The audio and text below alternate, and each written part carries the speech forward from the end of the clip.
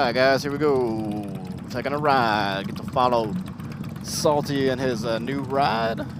Followed by, look at that, little big Smitty and truck and biker. And Sprinkles.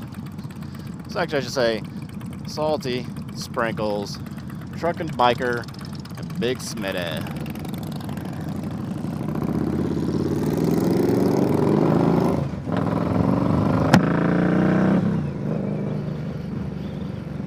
So today, let's see if I can talk about the old time I took spring break, high school. So it's that time of year where it's spring break season again, a little bit over. And I figured I'd share another Tales from the Blacktop from when we took a trip to Canada in high school one year. So it started off, it was like 4 of us, a good friend, Eric. We had an exchange student from Finland, which we pretty much broke every rule in the book. Took him out of the country. He taught us how to drink, smoked cigarettes, smoked other things, women, and you know. And then my friend Heifer, his real name was Heath. He got the nickname Heifer in elementary school, which was really weird because he was always the smallest of us. Gotta love good old Houston and their construction. But yeah, so we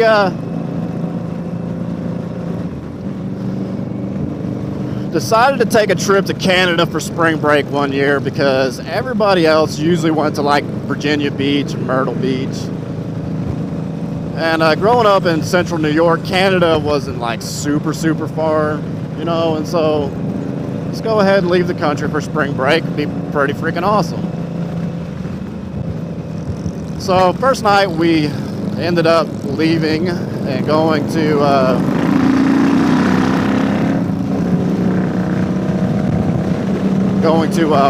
Waterville, New York, where my buddy Eric's dad lived, on a ski resort actually, so it was kind of cool. I mean, it wasn't snow on the ground at the time, so it was closed. But we hung out there for the first night. Next morning got up and headed off to, actually, we didn't stay there the first night. We actually went and got a hotel after visiting his dad. So we were still inside New York, but that would turn out to be the craziest night of the craziest night of our trip, where we got freaking plastered. It was a night full of vodka and Key Largo, which is dangerous because it tastes really good, almost like Kool-Aid, and I pretty much drank the whole bottle by myself. And so as the night progresses, we tend to keep on drinking to the point where I end up getting extremely intoxicated. And crawled into the bathroom where I passed out on the toilet. Like leaned over the toilet, woke up with everybody standing over me laughing and checking on me, making sure I was okay. Of course, they had also probably had way too much to drink. Now Yane looked like Dolph Lundgren's character from Rocky. Same haircut, built like a freaking brick house. Loved to box. He was probably like 6'1", 6'2". And my friend Heifer's sitting on the side of the tub, and he's laughing. He makes a comment, and Yanni just hauls off and just freaking decks him in the arm. And he goes flying into the bathtub, feet sticking up in the air. And we are nothing but laughing hysterically at this point. I end up falling backwards and crawled back into the little living space, where they proceeded to cover me up with one of them ugly brown comforters that you get like a Best Western, and passed out for like the rest of the night. Luckily, I've got Irish genetics, so I was able to wake up with no problems. And we proceeded on the next day. We ended up going into Kingston. So we are now getting ready to enter Canada. We see this awesome bridge, and we decide, hey, well, let's go ahead and take that bridge. It was a toll bridge. About $1.50 one way. So we go over the bridge, see everything, who in and on, and then decide to go ahead and come back over. Now this was before GPSs, so this is, we were using road maps to plot our course. So we get back up on the other side of the bridge, and we pull out the map and realize that we actually have to go back over that bridge to get into Canada, where we're going. So we go over the bridge, and we come up to Border Patrol, or I guess like the checkpoints, immigrations, whatever you want to call it. So now at the time, all of us smoked except for Heifer. And we probably had, I don't know, like the equivalent of 4 cartons of cigarettes in our car, plus a big old bag of miscellaneous branded cigarettes.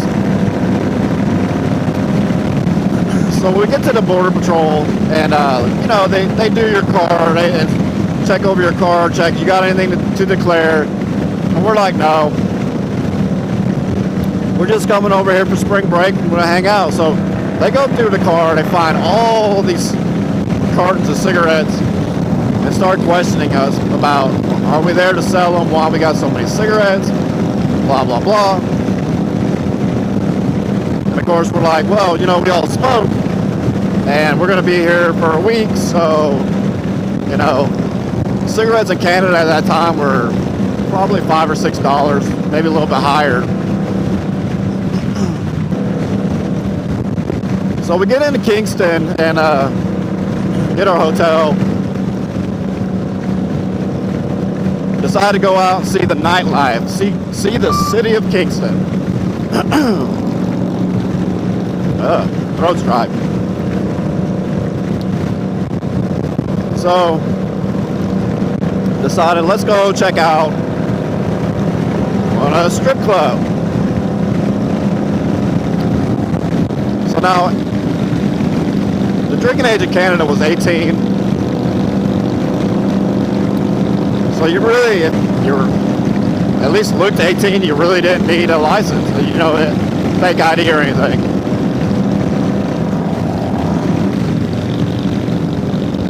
So we go in, Eric and Yanni go in first, and we're going to check it out. And then you and Heifer follow us. So we did. About 5 minutes later, we walked in.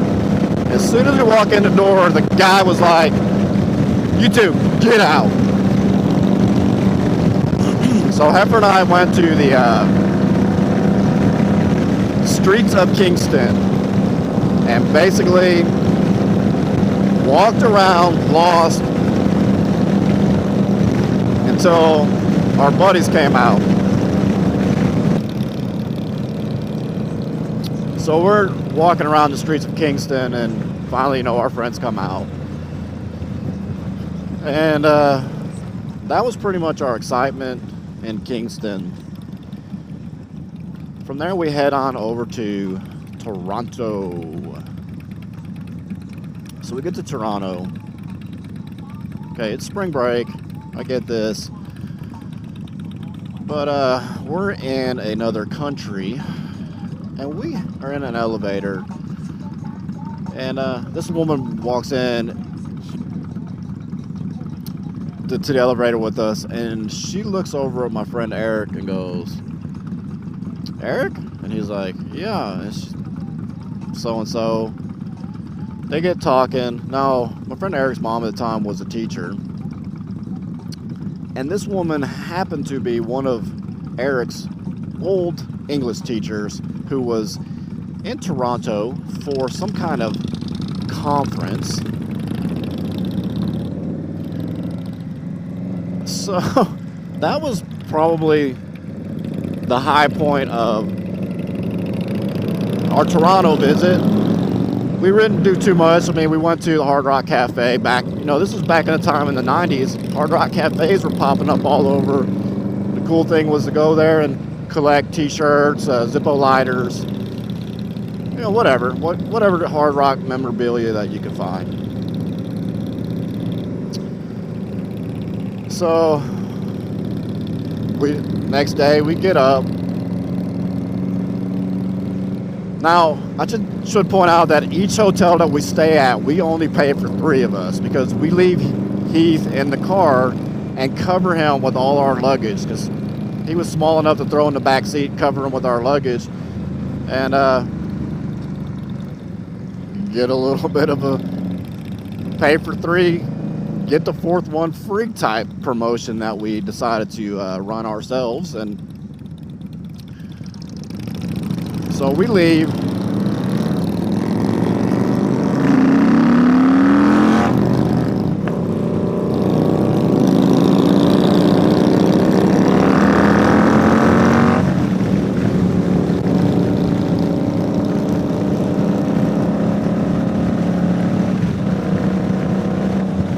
We leave and decide to, now we're going to go to Niagara Falls the next day. So it's pretty cool. I mean, if you've never been to Niagara Falls, it is amazing how big it is. And so, they have the Canadian side and then they have the US side. We ended up doing it from the Canadian side.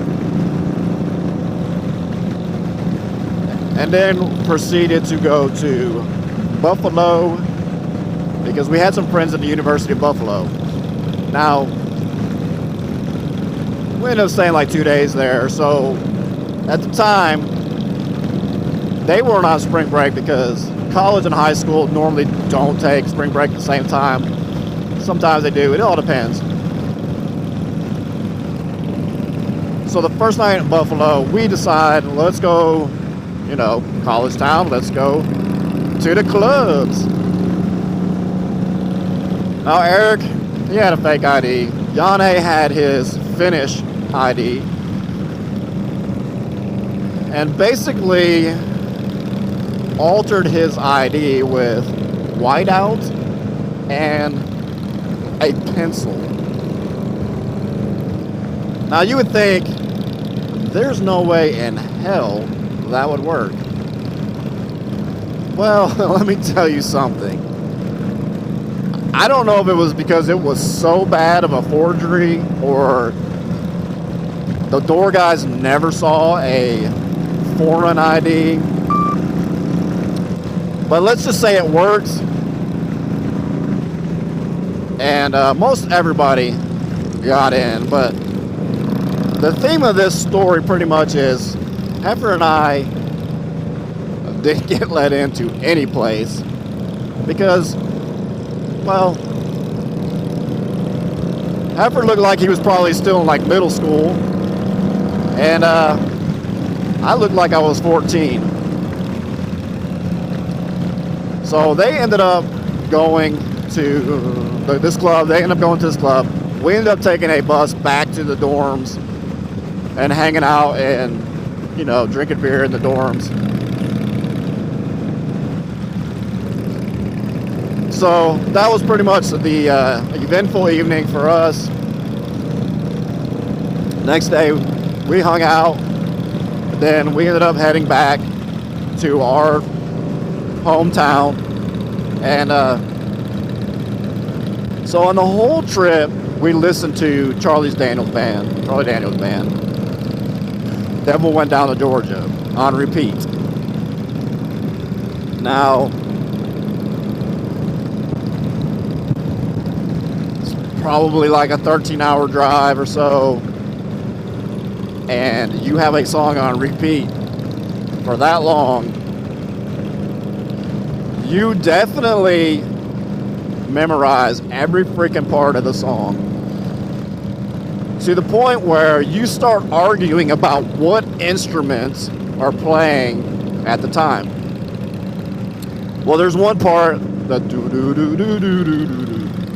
I know I kind of suck at explaining this part. But anyway, so the consensus was it was a keyboard or synthesizer. And me, at the time, I was still pretty active in bass. Bass, how low can you go? But so I'm like, no, it's a bass, dude. That is a bass. That is not a freaking keyboard. So we get home, and it's like the next day. Turn on MTV, because that was back in the age when, you know, MTV was still MTV. They still listened to or played music. It was before the reality shows. It's probably the time like the first Road Rules was around. So anyway, that song comes on. And lo and behold, the bass player was correct on what instrument was being played in that song. So, get to school the next day. And yeah, I could not wait to share it with them because, you know, this is a time cell phones weren't around. So, you didn't really like text them or call them. I get to school. Hey, I was right. Suck on it. That was not freaking synthesizer. And you know, it's one of those petty wins that you're very, very happy to have accomplished. But all right, guys, that is pretty much my adventures on spring break into Canada. Was not super exciting, but it was different. And I hope you enjoyed it. And if you did, please, if you're not already subscribed, hit that subscribe button, like, comment, and if you want to bore your friends, go ahead and share it to anybody that you know. All right, guys, that's going to do it for this episode of Tales from the Blacktop. We'll see you next time, and remember, rock on.